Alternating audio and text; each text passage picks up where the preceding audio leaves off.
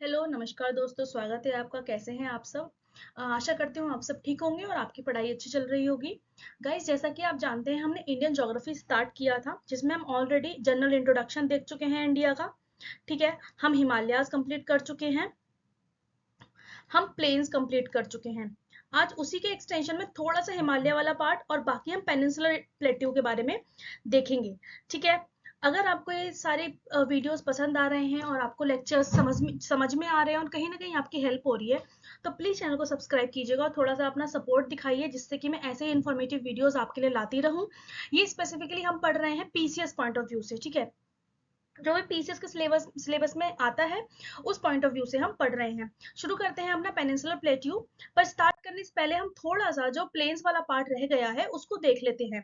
हमने प्लेन्स में बहुत सारी चीजें हमने देख ली थी, Ganga plains, Satluj plains, Brahmaputra plains और कश्मीर प्लेन्स, ये सारी चीजें हमने देख ली थी। पंजाब प्लेन्स वाला पार्ट, ठीक है, कश्मीर हिमालय सॉरी, पंजाब प्लेन्स। तो उसी के ही हम आगे देखेंगे। देखिए, आपने ये नाम जरूर सुने होंगे, भाबर, तराई, भांगर, खादर। ये क्या चीजें होती हैं? जब हमारी जो रिवर्स हैं वो माउंटेन के टॉप से, यानी ग्लेशियर के पिघलने से या फिर बारिश की वजह से माउंटेन के टॉप से बहकर नीचे आती हैं, तो बीच में ना बोल्डर्स होते हैं, बड़े बड़े बोल्डर्स, यानी कि पत्थर, बड़े बड़े पत्थर, रॉक्स, उन्हें भी अपने साथ लेकर आती हैं। तो कुछ 8 से 15 किलोमीटर का एक ऐसा एरिया आता है जहां पर ये सारे बोल्डर्स इकट्ठे हो जाते हैं। अब जब सारे बोल्डर्स इकट्ठे हो गए, तो यहाँ पे स्ट्रीम्स हैं, मतलब यहाँ पे जो नदियों की लहरें हैं वो हैं, पर इन बोल्डर्स के नीचे चली जाती हैं, तो और धरती पे दिखाई नहीं देती। तो ऐसा लगता है कि यहाँ पर जो लहरें हैं, जो स्ट्रीम्स हैं, वो डिसअपियर हो गई। और तो इस एरिया को हम कहते हैं भाबर। ये भाबर वाला इलाका होता है जहाँ पे बड़े बड़े बोल्डर्स, रॉक्स जब नदियां लेके आती हैं तो वहां पर जाके इकट्ठे हो जाते हैं। इसके बाद थोड़ी दूरी पे ये वापस से स्ट्रीम्स जो होती हैं, लहरें जो होती है नदियों की, वो वापस से दिखना शुरू हो जाती हैं और वहां पे मार्शी टाइप स्ट्रक्चर बन जाता है, यानी कि दलदल टाइप स्ट्रक्चर बन जाता है, पानी के ज्यादा होने की वजह से, यानी कि पानी बहुत होता है यहाँ पे। तो ये 15 से 20 किलोमीटर का, एग्जैक्टली 30 किलोमीटर का एरिया, जिसे हम तराई कहते हैं। अब ये जब नदियां आगे बढ़ी, तो अब देखिए दो यहाँ पे पॉइंट है। ये जब नदियां आगे बढ़ी, तो आपको पता है कि नदियां अपने दोनों किनारों पे डिपोजिशन करती हुई बहती हैं। तो जो नदियों के जस्ट पास वाले डिपोजिशन होंगे उसे हमने खादर बोला है, और कुछ समय पहले जो नदियों ने डिपोजिशन कर चुके हैं, जो नदियों के किनारे से दूर हैं, उसे हम बांगर बोलते हैं। ठीक है, ये बेसिकली नदियां जो डिपोजिशन ला रही हैं वो किसके सेडिमेंट्स हैं? वो है एलुवियल सेडिमेंट्स। ठीक है, एलुवियल सॉइल, जलोढ़ मिट्टी। तो खादर जो है वो न्यू एलुवियम है और बांगर जो है वो ओल्ड एलुवियम है। ठीक है, ये खादर और बांगर क्या है? नदियों के जस्ट पास के किनारों पे जो डिपोजिशन होते हैं, एलुवियम डिपोजिशंस, जो जलोढ़ मिट्टी के डिपोजिशन नदियां करती हैं, उसे हम खादर कहते हैं। और जो थोड़ा दूर है किनारे से, यानी कि ये भी मान सकते हैं आप कि वहां से डिपोजिशन करते करते करते करते वहां पे नदियां पहले बहती होंगी, लेकिन अब उनका कोर्स चेंज हो गया है। ठीक है, यहाँ पे पहले नदी बहती होगी, पर अब उसका कोर्स चेंज हो गया है, वो इधर शिफ्ट हो गई है। तो यहाँ पे करे हुए डिपोजिशन को हमने भांगड़ कहा है, मतलब ओल्ड एलुवियल डिपोजिशन, कई सौ साल पहले, या फिर 50 60 70 80 100 सालों पहले यहाँ पे नदियां बहती होंगी, तो इस डिपोजिशन को बांगड़ कहते हैं। जो नदियों के जस्ट किनारे वाला डिपोजिशन होता है उसे हम खादर कहते हैं। ठीक है, ये एक डायग्रामेटिकली रिप्रेजेंटेशन है, मैं आपको बता दूं। ये देखिए, यहाँ पे हिमालयाज है, हिमालय की फुटहिल से जो नदियां निकलती हैं, सबसे पहले वो बड़े बड़े बोल्डर से होकर गुजरती हैं, जिसे हम क्या कहते हैं? भाबर एरिया कहते हैं। ठीक है, भाबर एरिया, यहाँ पे जो नदियों की स्ट्रीम है वो डिसअपियर हो जाती है। नदियां बहती तो हैं, पर इन बोल्डर्स के नीचे चली जाती हैं, तो ऐसा लगता है कि यहाँ पे नदियां डिसअपियर हो गई। फिर थोड़ी दूरी आने के बाद फिर से ये नदियां बाहर निकल के आती हैं, फिर से स्ट्रीम्स बाहर निकल के आती है, समतल भूमि में एंटर करती है, जिसे हम तराई रीजन कह रहे हैं। तराई रीजन यानी कि यहाँ पे बहुत तरी है। तरी का मतलब क्या है? यहाँ पे बहुत गीलापन है, वेट एरिया है ये। ठीक है, मार्शी एरिया है। तो यहाँ पे एग्रीकल्चर की बहुत हाई प्रोडक्टिविटी एरिया होता है ये। फिर उसके आगे नदियां बही जो अपने किनारों पे डिपोजिशन कर रही हैं, उसे हमने क्या कहा? खादर एलुवियम कहा। और जो पहले बहुत पुराना डिपोजिशन हो चुका है, जो नदियों का पुराना डिपोजिशन है, उसे हम कहते हैं बांगर डिपोजिशन, यानी कि ओल्ड एलुवियम। ठीक है, अब इसके बारे में लिखा हुआ क्या है वो देख लेते हैं। भाबर, भाबर इस टाइप के प्लेन रीजन्स हैं जो सेडिमेंट से फॉर्म होते हैं हिमालय के फुटहिल रीजन में, जिसे हम भाबर कहते हैं। भाबर जो है वो एक बेल्ट है 8 से 15 किलोमीटर की। यहाँ पे जो सेडिमेंट्स हैं वो बड़े बड़े सेडिमेंट्स हैं, रॉक्स, बोल्डर्स, ये तरीके के सेडिमेंट्स हैं। ठीक है, बड़े बड़े सेडिमेंट्स। और सेडिमेंट्स कौन लाया है? बेसिकली नदियां ही लेकर आई है अपने साथ। यहाँ पर रिवर्स जो है इनविजिबल हो जाती है सरफेस पर। इन बड़े सेडिमेंट्स की वजह से ये रीजन एग्रीकल्चर के लिए भी सुटेबल पॉसिबल नहीं होता। फिर उसके बाद आता है तराई रीजन। ये रीजन 15 से 30 किलोमीटर के विड्थ में एक्सटेंडेड है भाबर के आगे। जैसे कि यहाँ पर भाबर हुआ तो यहाँ पर क्या हुआ, तराई रीजन हुआ। यहाँ पे रिवर्स का इरेगुलर फ्लो होता है, यहाँ पे रिवर्स वापस से विजिबल हो जाती है सरफेस पे।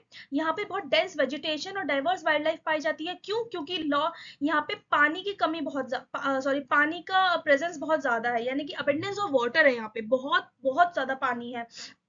तो जब पानी जहाँ पे ज्यादा होगा तो वहां पे वेजिटेशन और वाइल्ड लाइफ भी ज्यादा होगी। पंजाब और यूपी में इस एरिया में बहुत ज्यादा मात्रा में खेती की जाती है। फिर आता है खादर एरिया। खादर वो प्लेन एरिया होता है जो न्यू एलुवियम डिपॉजिट से फॉर्म होते हैं। ये जो है इन्हें बेड कहते हैं पंजाब में। ये बहुत फर्टाइल रीजन होता है, यहाँ पे हाई प्रोडक्टिविटी होती है, न्यू एलुवियम। ठीक है।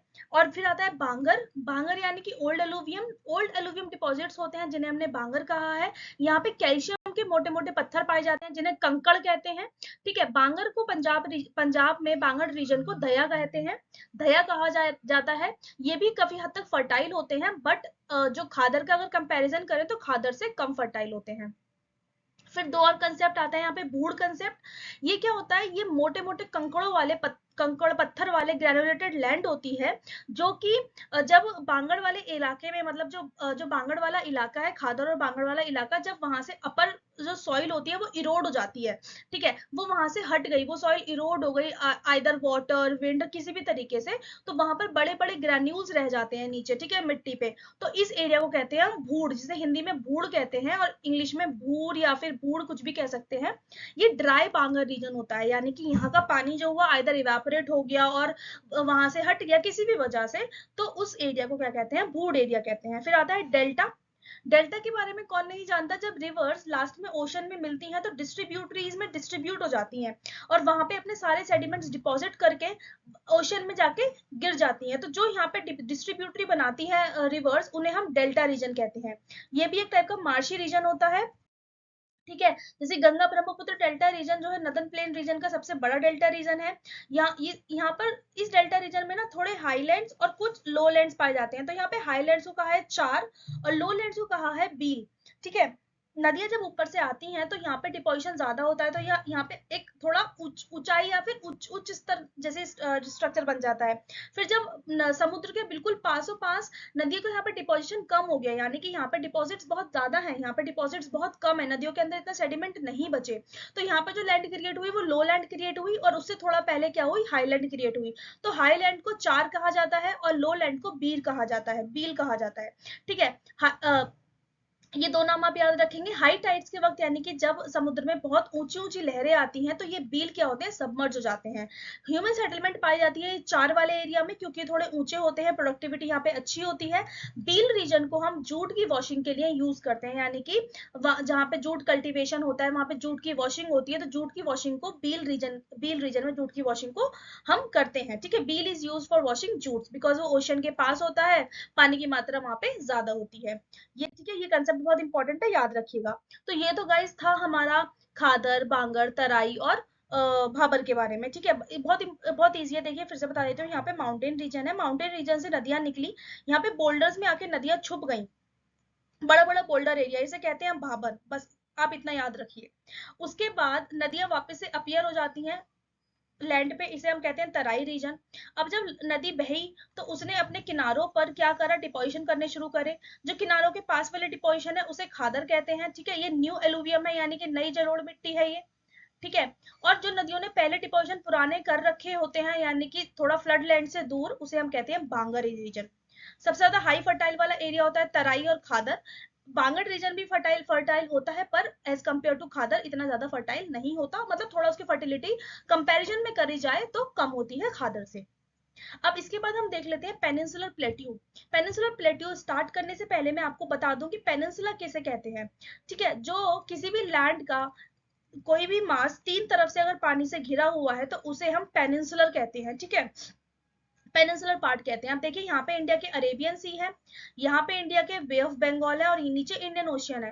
तो इंडिया का जो सदर्न वाला पार्ट है वो तीन तरफ से पानी से घिरा हुआ है, इसलिए हम इंडिया के जो सदर्न वाले पार्ट है उसे पेनिनसुलर पार्ट कहते हैं। ठीक है। अब पेनिनसुलर पार्ट में पेनिनसुलर रीजन को हमने बहुत सारे रीजन्स में डिवाइड करा हुआ है। उससे पहले थोड़ा सा इसके बारे में जानकारी ले लेते हैं, क्या है पेनिनसुलर रीजन।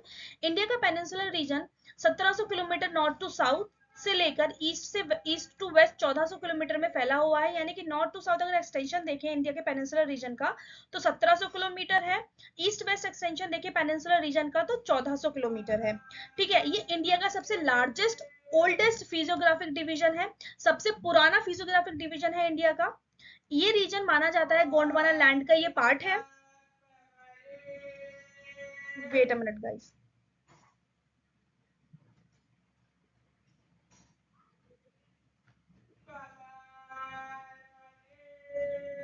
ये रीजन माना जाता है कि गोंडवाना लैंड का रीजन था। आपको पता था जो एल्फ्रेड वेगनर थ्योरी है, प्लेट टेक्टोनिक थ्योरी है, उसके अकॉर्डिंग हमारा जो पूरा लैंड मास था उसे पेंजिया कहा गया। इसके दो पार्ट हुए, बीच में टेथिस सी था, ऊपर वाला हुआ लॉरेंशिया, नीचे वाला हुआ गोंडवाना। तो इंडिया जो है वो गोंडवाना लैंड मास का पार्ट था।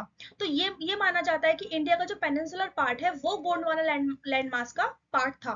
ठीक है, बाद में तो जो फॉर्मेशन हुआ है वो तो हिमालय का फॉर्मेशन जो हुआ है मैंने बहुत बार बता चुकी हूँ, वो इंडो ऑस्ट्रेलियन और यूरेशियन प्लेट के कन्वर्जेंस की वजह से हुआ है। यानी कि वो तो न्यू लैंड फॉर्म है।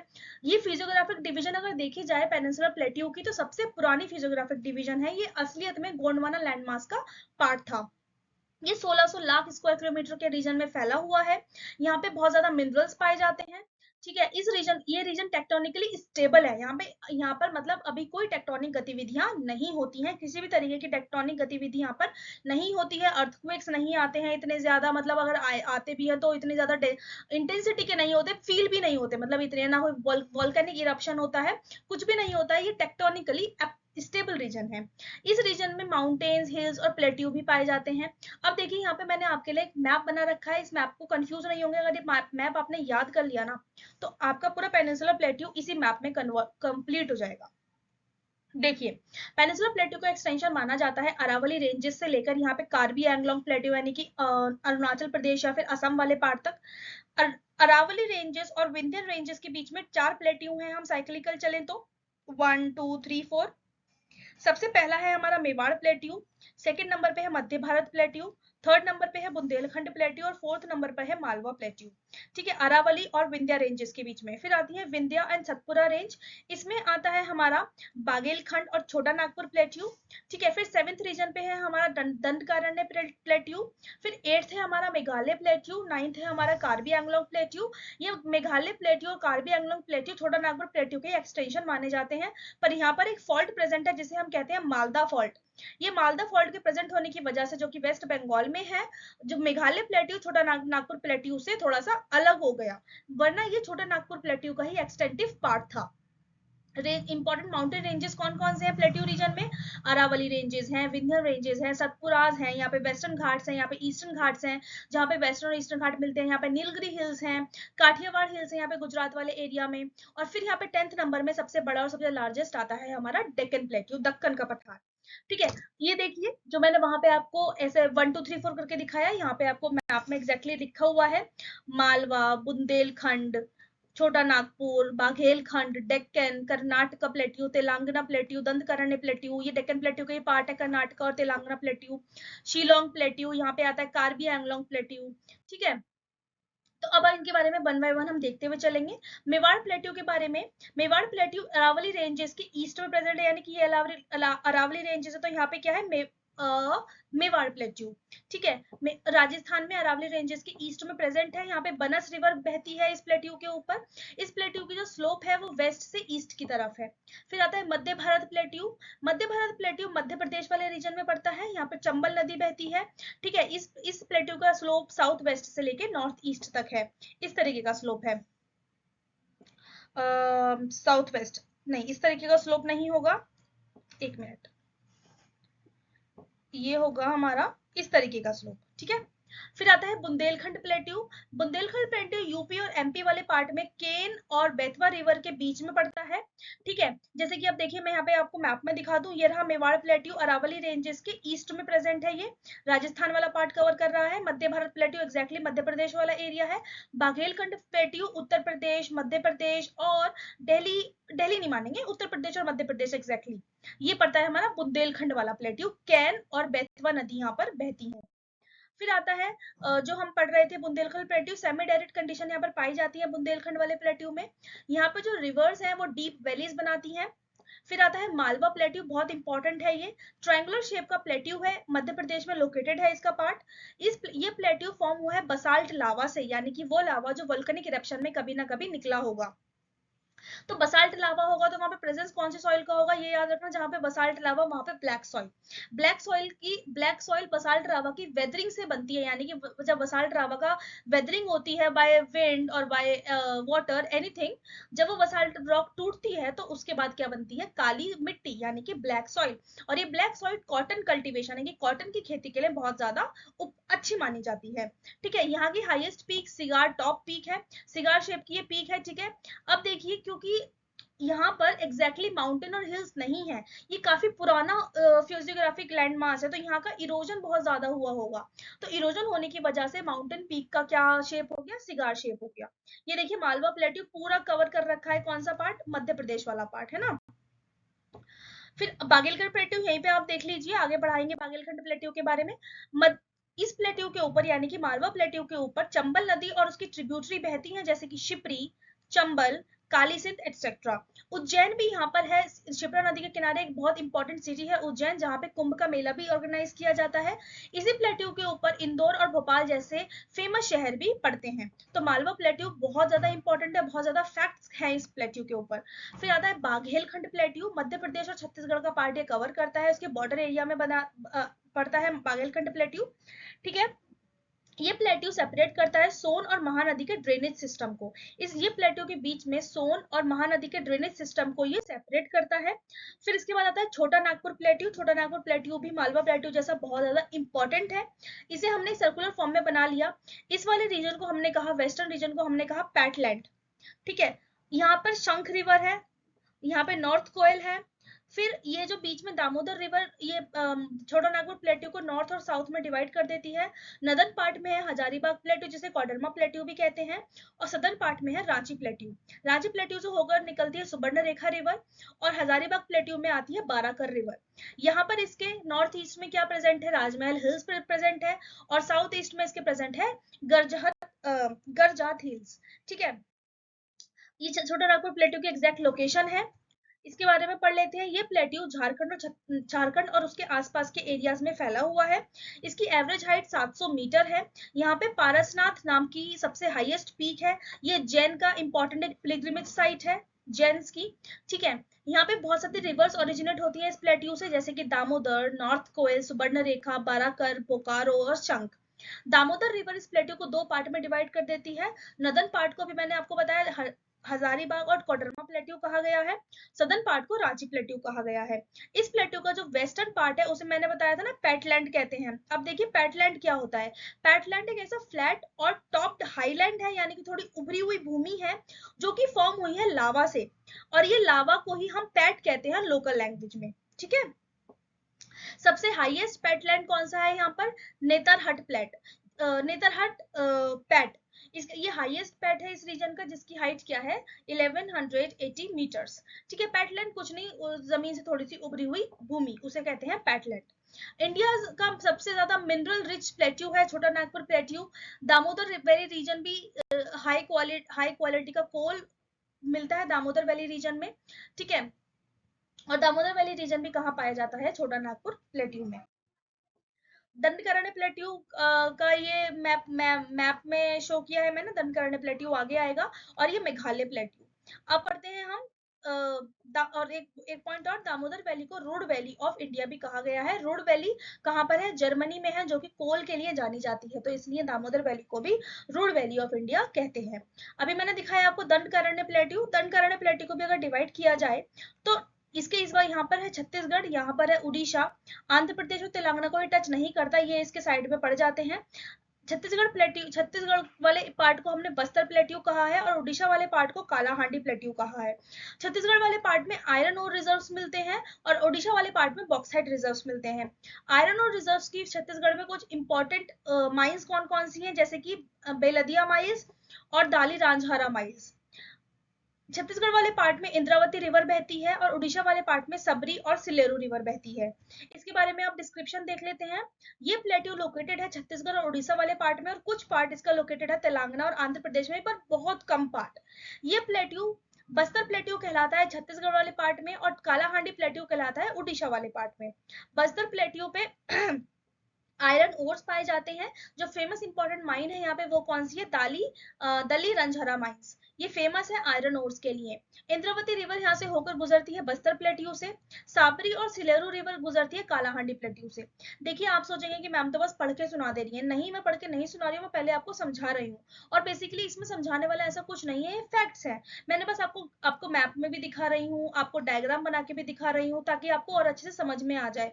और ये जो इन्फॉर्मेशन है ना, ये ऐसी आपको नहीं मिलेगी, क्योंकि आपने इससे पहले भी अगर पढ़ा होगा तो इतना डीप डीप नहीं पढ़ाया, जैसे कि चार बील, हर इंपॉर्टेंट कंसेप्ट में कवर कर रही हूँ जो कहीं ना कहीं सिलेबस को टच करता है। कुछ भी मैं अपनी तरफ से नहीं छोड़ रही। फिर बॉक्साइट रिजर्व्स पाए जाते हैं कहाँ पर? उड़ीसा वाले पार्ट में, यानी कालाहांडी प्लेट्यू में। यहाँ पर मेन इंपॉर्टेंट रिजर्व्स कहाँ कहाँ पाए जाते हैं? कालाहांडी, कोरतपुट और बोलंगीर, ये उड़ीसा के प्लेट्यू में मिलता है। फिर आता है मेघालय प्लेट्यू। मेघालय प्लेट्यू में तीन चीजें आपको याद रखनी है: गैरो, खासी, जैंतिया हिल्स। ये मेघालय प्लेट्यू पूरा इन्हीं के ऊपर ही प्रेजेंट है। गैरो के नीचे पाए जाते हैं हमारे आयरन ओर्स, खासी के नीचे पाए जाते हैं कोल ओर्स, और जैंतिया हिल्स के नीचे हमारा मिलता है यूरेनियम। गैरो की सबसे हाईएस्ट चोटी है हमारी नोकरेक, खासी की सबसे हाईएस्ट चोटी है शिलोंग, और जैंतिया की सबसे हाईएस्ट चोटी है मरंगशी। यहाँ पे खासी हिल्स के पास, मतलब खासी हिल्स में एक इंपॉर्टेंट जगह प्रेजेंट है, मॉनसिन राम। ये किस लिए जानी जाती है? यहाँ पे हाईएस्ट रेनफॉल रिसीव होती है वर्ल्ड की, सबसे ज्यादा बारिश यहाँ पर होती है। ठीक है, अब मैंने आपको बताया था कि ये जो मेघालय प्लेट्यू है ना, ये छोटा नागपुर प्लेट्यू का एक्सटेंशन है, पर बीच में वेस्ट बंगाल में मालदा फॉल्ट यानी कि खड्डा टाइप बन गया, जिससे कि मेघालय प्लेट्यू डिवाइड हो गया। मेघालय प्लेट्यू राजमहल हिल्स इसके नॉर्थ वेस्ट में प्रेजेंट है। ठीक है, इसका डिस्क्रिप्शन देख लेते हैं। मेघालय प्लेट्यू को शिलोंग प्लेट्यू भी कहते हैं, क्योंकि मेघालय की राजधानी शिलोंग है। ये छोटा नागपुर प्लेट्यू का ही पार्ट है। छोटा नागपुर प्लेट्यू से सेपरेट होता है मालदा फॉल्ट द्वारा। राजमहल गारो गैप लोकेटेड है छोटा नागपुर प्लेट्यू और मेघालय प्लेट्यू के बीच में। मेघालय प्लेट्यू के ऊपर तीन हिल्स हैं, गैरो, खासी एंड जैंतिया हिल्स।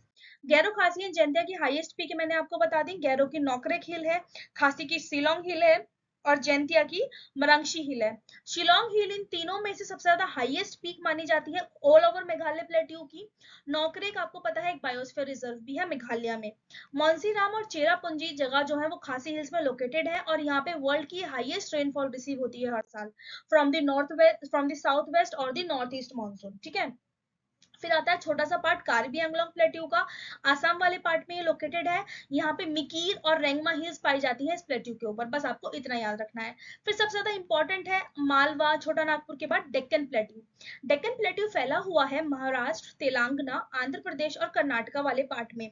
ये प्लेट्यू बना है लावा से, जो कि ब्लैक सॉइल, जो ये प्लेट्यू बना है लावा से, जो कि बेसाल्ट रॉक के वेदरिंग होने की वजह से ब्लैक सॉइल यहाँ पर बन गई। लावा कौन सा लावा? Basaltic lava. बेसाल्टिक लावा से क्या बना? बेसाल्ट रॉक्स बनी, और इन रॉक्स का समय समय पे क्या हुआ? वेदरिंग हुई। वेदरिंग यानी कि क्या हुआ? वेदरिंग का मतलब क्या होता है? बड़े सेडिमेंट्स को छोटे सेडिमेंट्स में ब्रेक डाउन करना। तो ये बेसाल्ट रॉक की वेदरिंग की वजह से ही यहाँ पे क्या किसका फॉर्मेशन हुआ? ब्लैक सॉइल का फॉर्मेशन हुआ। ठीक है, बेसाल्टिक लावा यहाँ पे रिलीज हुआ था।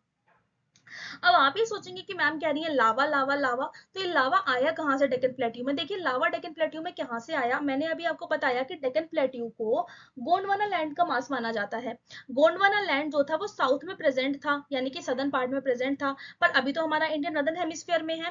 तो अगर हम डिवाइड करें 0 डिग्री से, तो हमारे इंडिया ने अपनी नॉर्थवर्ड ट्रेवलिंग शुरू करी इस पार्ट से। तो यहाँ पर बीच में पड़ता है रीयूनियन आइलैंड। रीयूनियन आइलैंड, इसको लावा हॉटस्पॉट माना जाता है। क्या माना जाता है? लावा हॉटस्पॉट माना जाता है। जब इंडिया अपनी नॉर्थवर्ड मूवमेंट कर रहा था, तो रीयूनियन आइलैंड के ऊपर जब इंडिया पहुंचा, जब इंडिया का पेनिनसुलर प्लेट्यू वाला पार्ट पहुंचा, तो क्या हुआ? रीयूनियन आइलैंड के ऊपर अब ऐसा तो है नहीं कि एकदम से निकल गया होगा, कुछ समय के लिए यहाँ पे ठहरा होगा, कई सौ साल लगे होंगे यहाँ से क्रॉस होने की वजह से। तो रीयूनियन आइलैंड लावा हॉटस्पॉट माना जाता है। तो यहाँ से क्या हुआ? बेसाल्टिक लावा पेनिनसुलर प्लेट्यू के सरफेस पर आने लगा। अब क्या होता है, लावा की फ्लूइडिटी मतलब बेसाल्टिक लावा की फ्लूइडिटी बहुत ज्यादा होती है, तो ये फ्लो होने लगा पूरे पेनिनसुलर प्लेट्यू वाले पार्ट पे। तो यही रीजन है। फिर बाद में इंडिया जब इधर की साइड आया होगा तो बेसाल्टिक लावा क्या हुआ, ठंडा हुआ, शांत हुआ, यहाँ पे बेसाल्ट रॉक्स का फॉर्मेशन हुआ, और तभी यहाँ ये रीजन है कि यहाँ पे ब्लैक सॉइल मिलती है। तो ये क्या है, डेक्कन प्लेट्यू, क्यों डेक्कन प्लेट्यू में क्यों लावा लावा बार बार आ रहा है, लावा कहाँ से आया, बिकॉज इंडिया जो था वो गोंडवाना लैंड मास का पार्ट था। इंडिया का नॉर्थवर्ड मूवमेंट के दौरान जब इंडिया अफ्रीकन प्लेट से अलग हुआ, इंडो ऑस्ट्रेलियन प्लेट अफ्रीका से टूट के अलग हुई, और जब उसका नॉर्थवर्ड मूवमेंट हुआ टुवर्ड्स द यूरेशियन प्लेट, तो बीच में रियूनियन आइलैंड के ऊपर से होकर गुजरा। जब रियूनियन आइलैंड के ऊपर होकर गुजरा तो रियूनियन आइलैंड क्या है, लावा हॉटस्पॉट है। लावा हॉटस्पॉट होने की वजह से वहां पर जो बेसाल्टिक लावा है वो पूरे पेनिनसुलर पार्ट पे फैल गया। उसी की वजह से वहां पे बेसाल्टिक रॉक्स पाई जाती हैं, और उसी की वजह से, उन्हीं बेसाल्टिक रॉक्स की वेदरिंग की वजह से ब्लैक सॉइल यानी काली मिट्टी पाई जाती है। ठीक है। इस प्लेट्यू की स्लोप जो है वो वेस्ट से ईस्ट की तरफ है, तभी इस प्लेट्यू से जितनी भी रिवर्स होकर गुजरती हैं, चाहे गोदावरी ले लीजिए, कृष्णा ले लीजिए, पन्नेरू ले लीजिए, कावेरी ले लीजिए, वो सारी ईस्ट में जाकर गिरती हैं, यानी कि वो सारी कहाँ गिरती हैं, बे ऑफ बंगाल में गिरती हैं। क्यों, क्योंकि इसका स्लोप, इसकी ढलान कहाँ से कहाँ तक है, वेस्ट से ईस्ट की तरफ को है। इस प्लेट्यू को 3 पार्ट्स में डिवाइड करते हैं। सबसे पहले आता है महाराष्ट्र प्लेट्यू। महाराष्ट्र प्लेट्यू, कृष्णा और गोदावरी रिवर्स यहाँ पर बहती हैं, ब्लैक सॉइल यहाँ पर मिलती है, और यहाँ पे कॉटन कल्टीवेशन काफी अच्छा होता है। फिर आता है तेलंगाना प्लेट्यू। तेलंगाना प्लेट्यू में भी ब्लैक सॉइल पाई जाती है, यहाँ पे Godavari river, Krishna river flow होती है, पन्नेरू रिवर फ्लो होती है, कावेरी रिवर फ्लो होती है, तुंगभद्रा रिवर फ्लो होती है। ठीक है। कृष्णा रिवर डिवाइड करती है इस प्लेट्यू को 2 पार्ट में। कृष्णा रिवर क्या कहते हैं, नदर्न पार्ट को क्या कहा, तेलंगाना प्लेट्यू, और सदर्न पार्ट को क्या कहा, रायलसीमा प्लेट्यू। ईस्टर्न पार्ट को कहा सीमांध्र, यानी कि आंध्र प्रदेश की सीमा, और पन्नेरू रिवर इस प्लेट्यू से होकर निकलती है। फिर आता है कर्नाटका प्लेट्यू। अब देखिए, मैंने पिछले डायग्राम में आपको बताया, यहाँ पे कॉन्टोर लाइन है। कॉन्टोर लाइन बेसिकली क्या होती है, सेम हाइट वाले एरियाज को हम कॉन्टोर लाइन से डिवाइड करते हैं, यानी कि जो एरियाज की सेम हाइट होगी उसे हम कॉन्टोर लाइन पे मानते हैं। तो यहाँ पे 600 मीटर की कॉन्टोर लाइन है। ये कॉन्टोर लाइन डिवाइड करती है इस प्लेट्यू को 2 पार्ट में। नदर्न पार्ट को कहा गया बेंगलोर प्लेट्यू, जहाँ पे तुंगभद्रा रिवर बहती है, और सदर्न पार्ट को कहा गया मैसूर प्लेट्यू। ये तेलंगाना प्लेट्यू के ही नीचे वाला पार्ट है। ठीक है, आप पीछे डायग्राम देख सकते हैं। तो मैसूर प्लेट्यू के ऊपर से निकलती है कावेरी रिवर, और बेंगलोर प्लेट्यू से होकर निकलती है तुंगभद्रा रिवर। ठीक है। ये देखिए पूरा डायग्राम है आपके लिए डेक्कन प्लेट्यू का। डेक्कन प्लेट्यू में ये महाराष्ट्र प्लेट्यू है, तेलंगाना प्लेट्यू, ये आंध्र प्रदेश, ये कर्नाटका। ठीक है। यहाँ पे रिवर्स कौन कौन सी है, गोदावरी, कृष्णा, पन्नेरू, कावेरी, तुंगभद्र। ठीक है, ये सारी रिवर्स यहाँ से होकर गुजरती हैं। तो गाइज ये था सारा का सारा हमारा पेनिनसुलर प्लेट्यू के बारे में। थोड़ा बहुत इसमें कुछ रह गया होगा तो मैं अपकमिंग लेक्चर्स में कंप्लीट करवाऊंगी। प्लीज प्लीज प्लीज आप इन वीडियोस को देखते रहिए कंटिन्यूअसली, बिकॉज ये सारा सारा मैं सिलेबस के अकॉर्डिंग पढ़ा रही हूँ यूपीपीसीएस के। ठीक है। अगर कोई प्रॉब्लम है आपको तो आप कमेंट में कर सकते हैं। इसका पीडीएफ कहाँ मिलेगा, इसका पीडीएफ मिलेगा आपको टेलीग्राम चैनल पे। ठीक है। और इसी के साथ साथ आपको एक और इन्फॉर्मेशन दे दूं कि मैं इसके हैंड रिटन नोट्स भी बना रही हूँ साथ साथ में। देखिए हैंड रिटन नोट्स से क्या होता है ना, कि अगर आपको किसी के हैंड रिटन नोट्स मिल जाए तो आपके लिए पढ़ना बहुत ईजी हो जाता है, क्योंकि हर कोई चाहता है कि वो पढ़ने पे ज्यादा ध्यान दे रादर देन नोट्स बनाने पे। ठीक है। मैं आपको बने हुए हैंड रिटन नोट्स बिल्कुल अच्छी राइटिंग में तमीज से मैं आपको दूंगी, जो कि डिफरेंट डिफरेंट बुक से उठाए हुए हैं, जो कि सिलेबस का पार्ट कवर करते हैं अच्छे से, और जो आपके एग्जाम में वन टाइम रीडिंग के लिए बहुत यूजफुल होंगे। तो जब मैं हैंड रिटन नोट्स पूरी इंडियन ज्योग्राफी पढ़ा दूंगी तो उसके बाद अपलोड करूंगी। I will tell you from where you have to collect them. आपको वो कहाँ से लेने हैं मैं आपको वो बता दूंगी। ठीक है। आई होप आपको वीडियो पसंद आया होगा। कल मिलते हैं नए लेक्चर के साथ, तब तक के लिए बाय बाय, थैंक यू, धन्यवाद।